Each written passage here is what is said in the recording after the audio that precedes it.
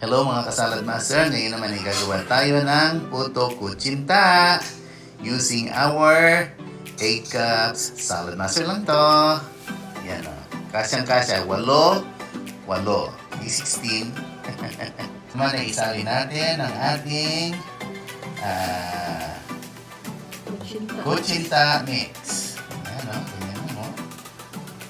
Yan. Pwede rin dito yung putong, alam mo yung puto pa ako, yan. Pero kutsinta mo na lang. Okay, tapos na ang pagpupuno ng ating kutsinta mix. At ilalagay na natin siya sa ating 10 quarts roaster. Okay, narito na ang ating kutsinta mix. Nilagay na natin sa 10 quarts. Of course, with tubig under para may steam ang ating kutsinta. Alright. Nako, excited na ako. Okay, buksan na at luto na ang ating kutsinta. Mag-enjoy tayo ng sobra-sobra. Of course, i-dish out na natin. Alright. Okay, narito na ang ating finished product.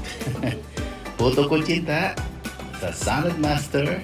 May nyug pa sa ibabaw. Tikman na natin yan.